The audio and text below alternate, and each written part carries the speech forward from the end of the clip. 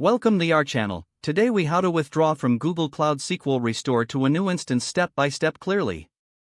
To withdraw from Google Cloud SQL Restore to a new instance, start by logging into your Google Cloud console.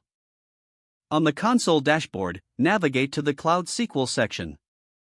Locate the instance you intend to restore from. Click on the instance name to open its details. In the Instance Details page, look for the Backups tab. Click on the Backups tab to view the available backups. Identify the backup you want to use for restoration.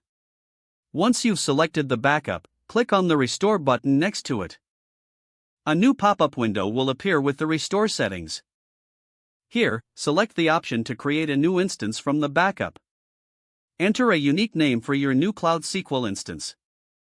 Choose the appropriate database version for your new instance. Select the region and zone where you want the new instance to be allocated. Configure any additional settings as needed, such as machine type and storage options.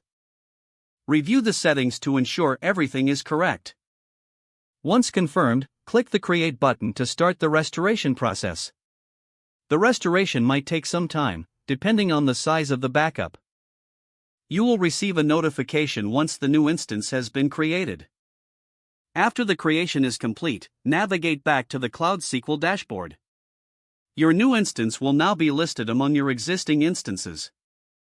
You can now connect to it and verify that the data has been restored correctly. If the page does not load, refresh the browser or try again in a private or incognito window. Make sure you are using the correct email address, then retype it carefully to avoid small typos. If your password is not accepted, use the reset option and create a new strong password you can remember. Check your spam folder for verification or security emails, then complete any requested confirmation steps.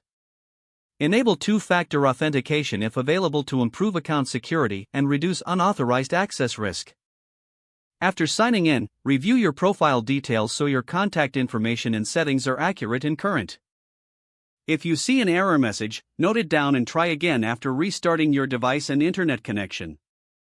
Don't forget to like this video and subscribe to our channel for more step-by-step tech guides.